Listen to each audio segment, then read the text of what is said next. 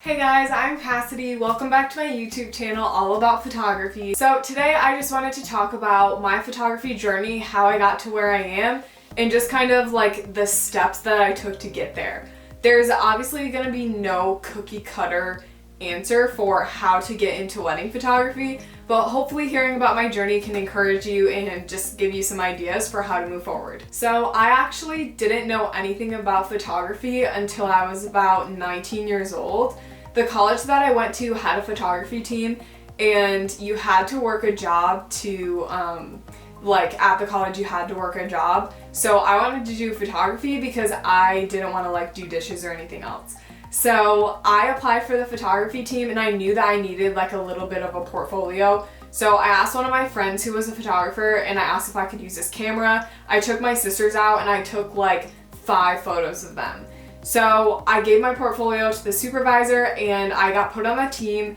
I honestly don't know why I got put on the team. It probably was a big leap of faith for them because I had no idea about cameras. I knew absolutely nothing. So as I was on this photography team, I learned a lot about settings, and at first it was super hard for me and I was really discouraged. Probably for the first 3 or 4 months I had no idea what I was doing. But then as I got more experience and as I was photographing what was going on at the college, I was getting really good candid shots and I was starting to understand my settings better. So I think this is when I really started to love just cameras and photography and just taking good photos. I loved taking a photo and then delivering it to someone. That was my favorite thing ever. So as I was on this photography team, I figured out that I loved photography, and I actually was given an opportunity to work at this college as their photographer after I was finished with my schooling there.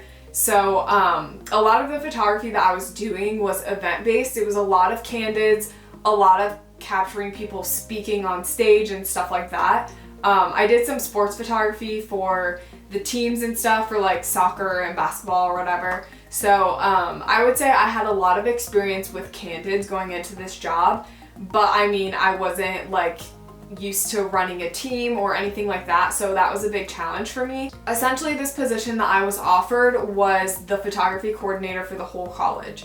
So I would coordinate a team of 4 students, so that team that I was on the year before, I was now coordinating it, and I was shooting stuff and just constantly taking photos, editing, delivering them, learning about photography when I had downtime.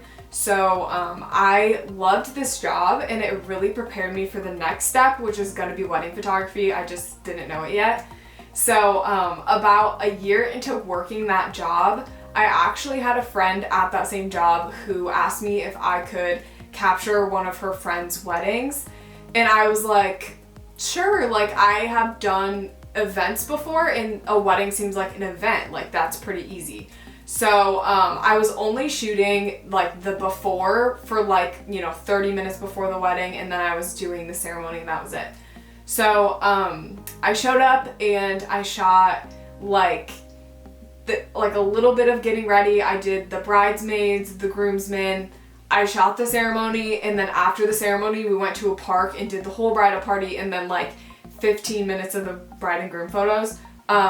It was very challenging, and I personally don't think I did very well, but it was great for me to just learn what weddings are like. And I guess I didn't realize that it's a lot harder than just shooting an event or shooting candids at a college event. So so that was my first wedding. After that, I had someone else DM me on Instagram and just asked me to shoot their wedding too, but this person at that point, I feel I had a little bit more experience with portraits. So after I shot that first wedding, I was asking people to model for me. I actually had one of my friends put on her wedding dress with her husband, and we did some fake wedding photos for them.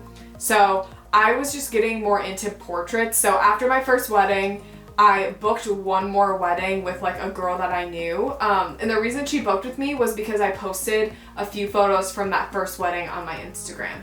So she booked me. My first wedding was probably $700, I think, and then this wedding they paid me $1,000. So I didn't start with a super high price point. I was just there to learn. So I shot that wedding in May of 2018. And then I had booked another wedding after that and another wedding after that. So it kind of just started spiraling where people would see my photos or someone I knew had someone else that was getting married and they would recommend me. So my price points were super low, like I said, but I was just getting experience in.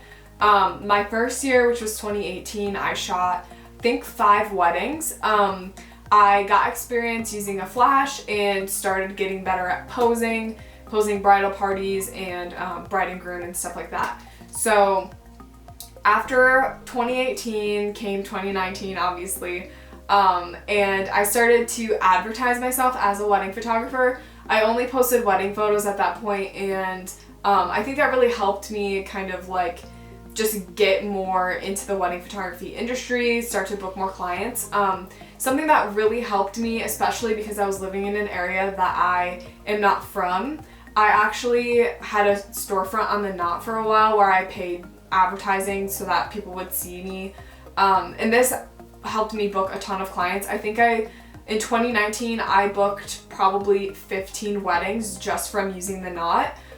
It was great for me because where I was living in upstate New York is just like a great destination wedding place. So a lot of people are looking on the Knot for wedding photographers because they're not from here. So it was great for me, and I booked probably 15 weddings, like I said, from the Knot. And then my other weddings were just people who had heard about me. I probably had 1 or 2 referrals from another client referring me to someone else that booked with me.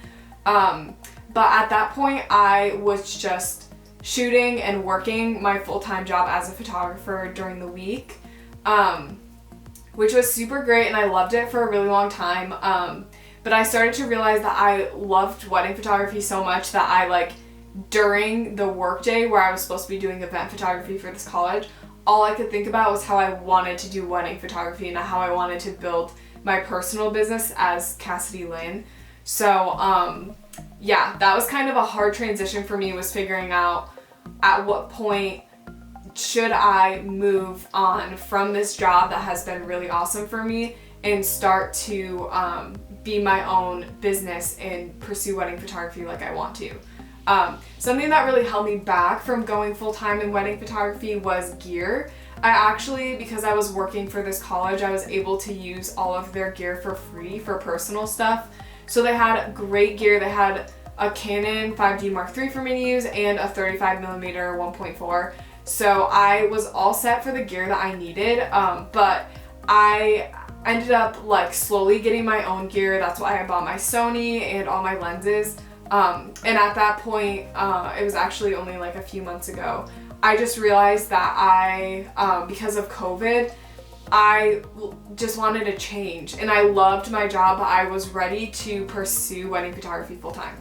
So that is what I ended up doing a month or 2 ago. I switched over my business to full time. A few things that have really helped me as a full-time photographer is having a client management system. I use Honeybook, and it just keeps all my clients organized, and I'm able to send invoices and contracts and all that stuff. So it's super easy.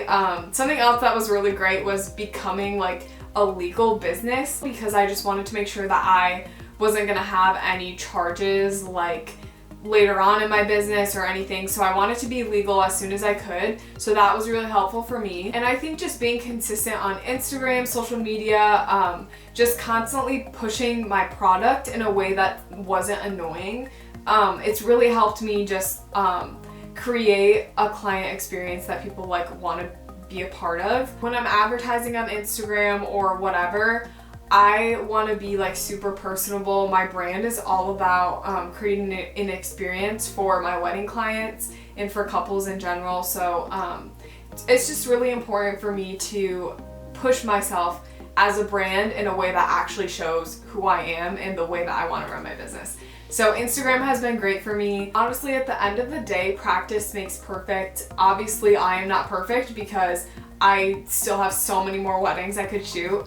But for right now, I just want to keep growing. And I think if you just stay in that mindset of growth and just cultivating all of your experiences and using them to help you get better in the future, you're in a great place. Especially with wedding photography, you're gonna learn something new at almost every wedding you shoot. So take note of that and apply that to the future so that you can become better.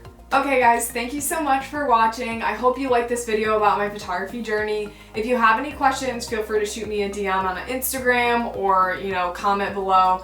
I would love to get back with you guys and just kind of hear about your photography journey too. So follow me on Instagram, make sure you like and subscribe to this video, and I'll see you guys later.